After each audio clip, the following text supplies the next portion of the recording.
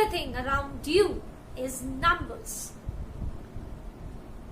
said Shakuntala Devi. Rightly said. Because whatever you see, whatever you observe, the presence of numbers, the calculations, their importance, one can never deny. Numbers, calculations, उनकी importance को हम अपनी life से हटाकर रख नहीं सकते. We cannot imagine our lives without numbers. Can we?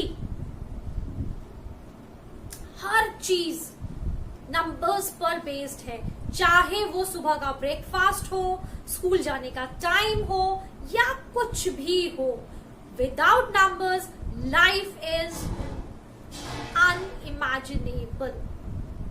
और ऐसे ही नंबर्स को लेकर मैथमेटिक्स में जो भी कॉन्सेप्ट्स बनाए गए हैं वो आपके लिए और इजी वे में लेकर आती हूं मैं अपने चैनल एम्पावर ट्यूटरिंग पे. So welcome everyone on the channel once again.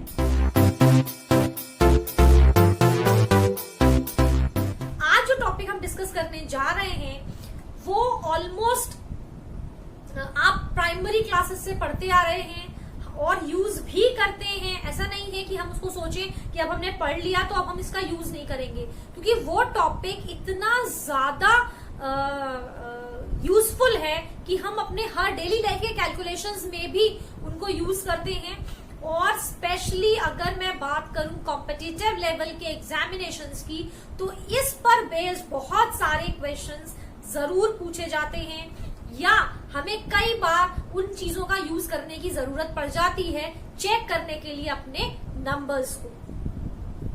और आज के वीडियो में हम कुछ डिस्कस करेंगे कुछ पर्टिकुलर रेंज तक. उसके बाद उन्हीं चीजों को हम लार्ज नंबर के लिए कैसे इंप्लीमेंट कर पाएंगे उसके लिए फिर मिलेंगे किसी दूसरे वीडियो में. तो शुरू करते हैं आज का वीडियो, जिसमें हम सीखेंगे divisibility rules of all the numbers.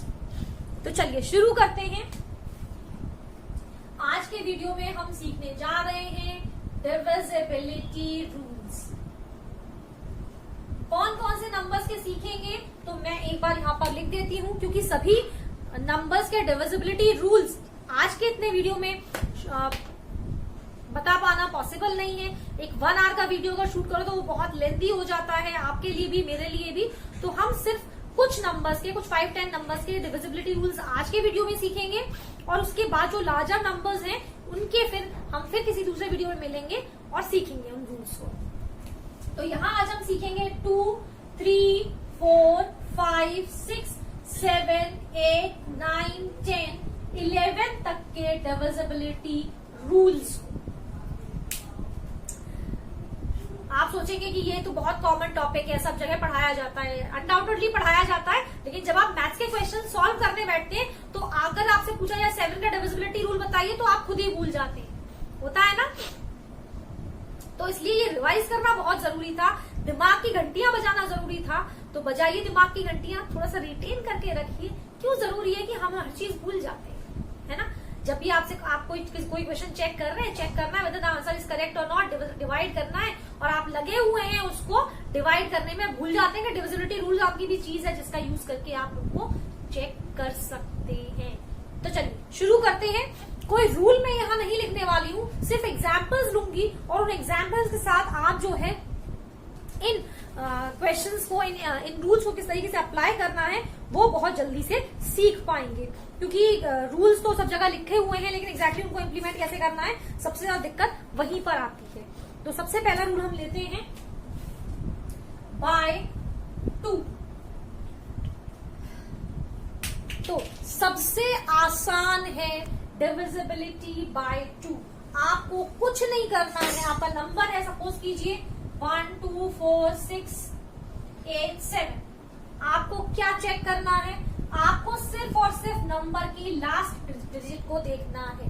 अगर ये लास्ट डिजिट है 0, 2, 4, 6 या 8, इनमें से कोई भी अगर एक डिजिट लास्ट प्लेस पे अपीयर होती है, यानी वंस की प्लेस पे अपीयर होती है, तो बिल्कुल श्योर हो जाइए नंबर चाहे जितना भी बड़ा हो 2 से डिवाइड हो ही जाएगा।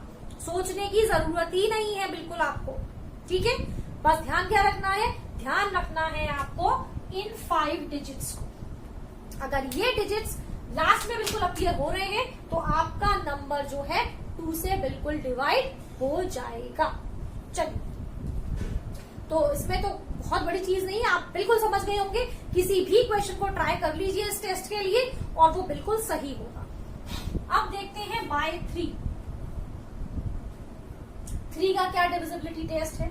तो चलिए एक नंबर ले लेते हैं हम यहाँ बहुत जल्दी से और चेक कर लेते हैं। एक नंबर मैंने ले लिया, सपोज नंबर है 4215। देखिए ये जो रूल्स हैं, चाहे वो नंबर 2 डिजिट का हो, 3 का हो, 4 का हो, 5 का हो, 10 का हो, 12 का हो, 20 का हो, हर जगह पर एप्लीकेबल होगा। तो बस आपको करना क्या है कि सिर्फ उन रूल को थोड़ा सा दिमाग में रखना है। अब क्या करते हैं, 3 और 9 दोनों की डिविजिबिलिटी बिल्कुल एक जैसी है, तो दोनों की डिविजिबिलिटी मैं आपको एक साथ ही बता देती हूँ। बिल्कुल सेम है, कोई अंतर नहीं है। इस केस में हमें क्या करना होता है, जो भी डिजिट्स नंबर में गिवन है उन्हें हम ऐड कर लेंगे। तो 4 + 2 + 1 + 5 मैंने किया तो कितना आएगा, 4 + 2 6, 7 और 5 12। वैल्यू कितनी आई, 12 आ गई। अगर बड़ी वैल्यू आती है तो आप फिर से इसे फर्दर ऐड कर सकते हैं, तो कितना हो गया 3। अब देखिए 3 के टेबल में आता है, बिल्कुल आता है, तो ये नंबर आपका 3 से डिवाइड हो जाएगा। बस कुछ सोचना नहीं है, क्योंकि ये नंबर 3 के टेबल में आता है तो ये 3 से डिवाइड हो जाएगा। अब यहाँ आ क्या रहा है, 3 आ रहा है। क्या 3 9 के टेबल में आता है, नहीं आता, तो ये नंबर 9 से डिवाइड नहीं होगा। 9 की डिविजिबिलिटी भी बिल्कुल आपको यही अप्लाई करना है, सारे डिजिट्स को ऐड करना है, चेक करना है कि क्या वो 9 का मल्टीपल है। अगर है तो वो 9 से डिवाइड हो जाएगा। देख लेते हैं 9 के लिए भी एक, जिससे कि आपको ये क्लियर हो जाए। तो 9 के लिए हम एक नंबर ले लेते हैं, यहाँ पर नंबर है 53247। ठीक है, चलिए जल्दी से डिजिट ऐड करते हैं। 5 + 3 + 2 + 4 + 7, 5 + 3 8 + 2 10, 10 + 7 17, 17 + 4 21। कितना आया, 21। अब जैसा आप देख रहे हैं 21 3 का मल्टीपल तो है, तो ये किससे डिवाइड हो जाएगा, डिवाइडेड बाय 3। लेकिन किससे डिवाइड नहीं होगा, 9 से नहीं होगा, क्योंकि नंबर कितना आ रहा है 21, और 21 9 के टेबल में नहीं आता है। तो ये 9 से नहीं हो रहा है, ये हो रहा है 3 से। एक नंबर और चेक करते हैं 9 के लिए। तो 9 के लिए एक नंबर चेक कर लेते हैं। नंबर ले लेते हैं हम 200314। चलिए ऐड करते हैं इसके डिजिट्स। तो 2 + 0 + 0 + 3 + 1 + 4। चेक करिए, 4 + 1 5 और 3 8 9 10। कितना आ रहा है 10। तो ये भी डिवाइड नहीं हो रहा 9 से। ठीक है, अगर मैं इसमें एक डिजिट और बढ़ा दूं आपको समझाने के लिए, तो चलिए हम कर लेते हैं। यहाँ पे मैंने एक डिजिट यहाँ पर अगर और लिख ली, 8 लिख लिया मैंने, तो यानी यहाँ पर एक ऐड हो जाएगा 8। अब वैल्यू कितनी आ रही है 18। क्या 18 9 का मल्टीपल है, तो ये डिवाइड हो जाएगा 9 से, और इस केस में तो 3 से भी डिवाइड हो रहा है। तो बस यही क्या ध्यान रखना है आपको। चलिए अब देख लेते हैं हम 4 की डिविजिबिलिटी। 4 की डिविजिबिलिटी में क्या है, बहुत सिंपल है। सपोज मैंने ये नंबर ले लिया, अब आपको क्या करना है, सिर्फ लास्ट के 2 डिजिट्स लेने हैं। लास्ट के 2 डिजिट्स क्या है 12। क्या 12 4 से डिवाइड होता है, तो पूरा नंबर 4 से डिवाइड हो जाएगा। बस खत्म। एक और देख लीजिए, मैंने ये नंबर ले लिया 860092। आप लीजिए इसके लास्ट के 2 डिजिट्स क्या है 92। चेक करिए, क्या 92 4 से डिवाइड होता है, बिल्कुल होता है। 92 4 से डिवाइड, तो ये पूरा नंबर 4 से डिवाइड हो जाएगा। बस इतना ही करना है ना, सिंपल। मैंने पहले ही कहा था, करना क्या है, सिर्फ दिमाग में बिठा के रखना है, बाकी और कुछ नहीं है। चलिए जल्दी से देखते हैं 5 की डिविजिबिलिटी। तो पास 5 की डिविजिबिलिटी तो आंख बंद करके आप याद कर सकते हैं। लास्ट डिजिट क्या होनी चाहिए, 5 और 0, बस ये देखना है आपको। लास्ट की डिजिट अगर 5 और 0 है तो नंबर 5 से डिवाइड हो जाएगा, ज्यादा जोर लगाने की दिमाग पे जरूरत है ही नहीं, ठीक है। चलिए अब देख लेते हैं जल्दी से 6 की डिविजिबिलिटी। 6 की डिविजिबिलिटी का क्या है, अगर नंबर 2 से डिवाइड हो रहा है, 3 से भी डिवाइड हो रहा है, तो वो नंबर 6 से भी डिवाइड हो जाएगा। 2 से कैसे डिवाइड होता है आपको पता है, 3 से कैसे डिवाइड होता है वो भी आपको पता है, तो बस जल्दी से चेक कर लेना। देखिए हर चीज जब टीचर समझाता है तो उसमें बहुत टाइम लगता है, लेकिन जब आप उसको खुद से इम्प्लीमेंट करते हैं तो वो इतना टाइम टेकिंग नहीं होता है। तो आपको ध्यान रखना है, अगर कोई नंबर 2 से डिवाइड हो रहा है, 3 से भी हो रहा है, तो वो नंबर 6 से भी डिवाइड हो जाएगा। चेक कर लेते हैं एक नंबर के लिए। नंबर है 33278। चलिए जी बताइए, क्या ये नंबर 2 से डिवाइड हो रहा है, बताइए जल्दी से। बिल्कुल हो रहा है, लास्ट डिजिट 8 है, ठीक है।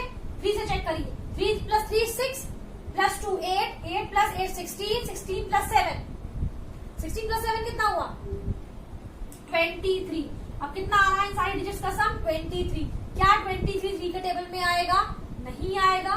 तो ये नंबर 3 से डिवाइड नहीं हो रहा, केवल 2 से हो रहा था, क्योंकि केवल 2 से ही हो रहा था इसलिए ये 6 से भी डिवाइड नहीं होगा, ठीक है। मान लीजिए मैंने यहाँ पर एक डिजिट बढ़ा दी, 1 कर दिया मैंने यहाँ, तो अब टोटल कितना हो जाएगा, 24 हो जाएगा। इन सब डिजिट्स का सम 24 हो जाएगा। तो 24 3 से डिवाइड हो जाता है, तो ये नंबर भी फिर 6 से डिवाइड हो जाएगा, क्योंकि ये 2 और 3 दोनों से ही डिवाइड हो रहा है ना आसान। चलिए अब 7 के लिए बाद में चलेंगे, पहले हम लेंगे 8 और 10।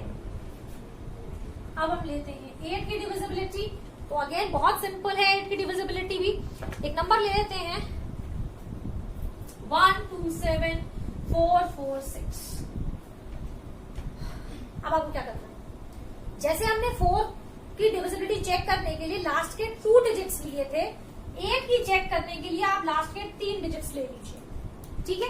क्या है यहाँ पर 4 4 6, चेक करिए क्या ये 8 से डिवाइड हो रहा है, 8 5 40 46, 8 5 40, नहीं हो रहा, 6 रिमाइंडर आ रहा है, नहीं हो रहा ना, नहीं हो रहा। इसका मतलब ये पूरा ही नंबर 8 से डिवाइड नहीं होगा, बस ये ध्यान रखना है आपको।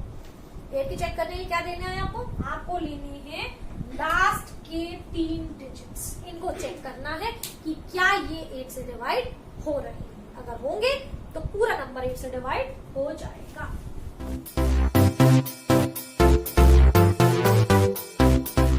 अब देख लेते हैं 10 की डिविजिबिलिटी। तो 10 का बहुत सिंपल है, आपको क्या देखना है, लास्ट डिजिट क्या होनी चाहिए, आप सबको पता है 0 होनी चाहिए। तो आई थिंक जिसको बताने की जरूरत नहीं है, लास्ट डिजिट अगर 0 होगी तो नंबर 10 से डिवाइड हो जाएगा। चलिए अब देख लेते हैं 11 की, और सबसे लास्ट में बताऊंगी 7 की, क्योंकि वो थोड़ी सी ट्रिकी है। तो 11 की डिविजिबिलिटी, तो अब 11 की डिविजिबिलिटी में क्या है, हम एक नंबर ले लेते हैं 1 2 7 4 4 6। अब जब आप 11 की डिविजिबिलिटी करेंगे तो आपको क्या करना है, आपको एक डिजिट छोड़ के एक डिजिट लेनी है। आप लीजिए राइट साइड से, यानी मैंने लिया 6, फिर मैं लूंगी 4 और फिर लूंगी 1, और एक ग्रुप में कर देती हूँ बाकी रिमेनिंग नंबर्स का 4 7, यहाँ करती हूँ, यहाँ मुझे 2 लेना, 4 7 और 1, ठीक है। अब जो ये मैंने ऊपर वाले निशान लगाए हैं इनको मैं ऐड कर लेती हूँ। तो 2 + 4 + 6 कितना हो गया, 12 हो गया।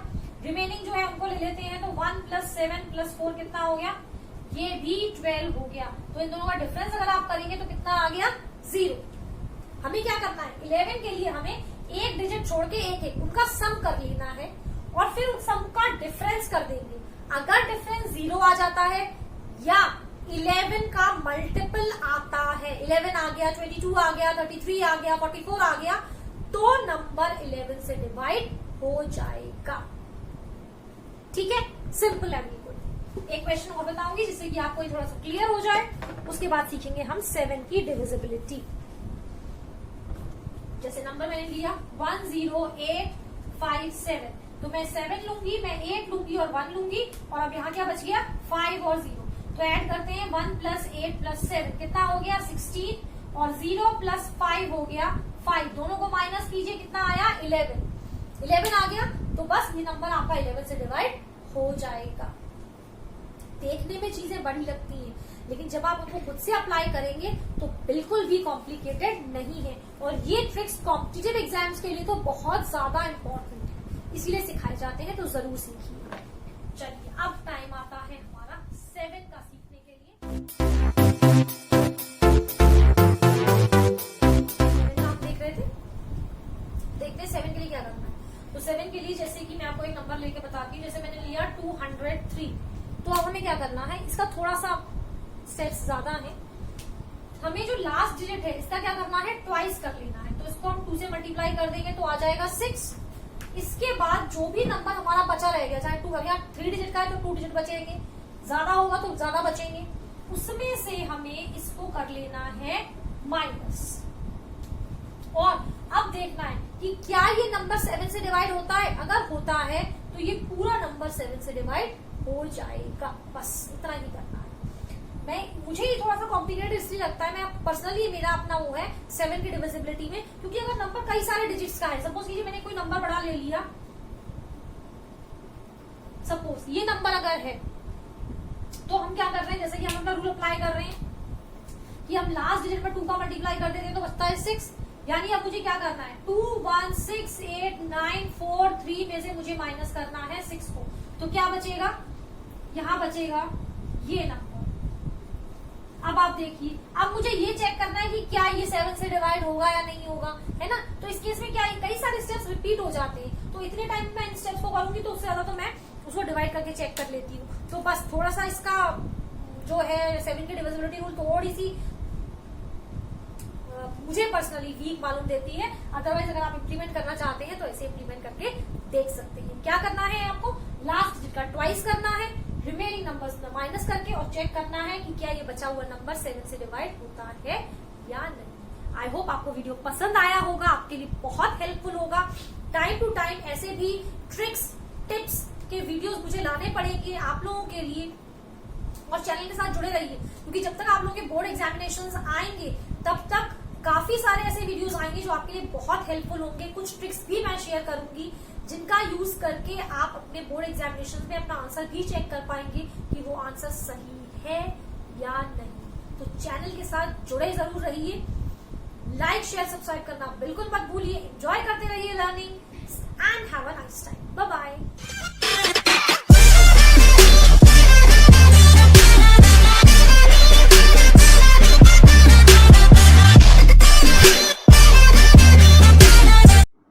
Click below to subscribe and watch more videos.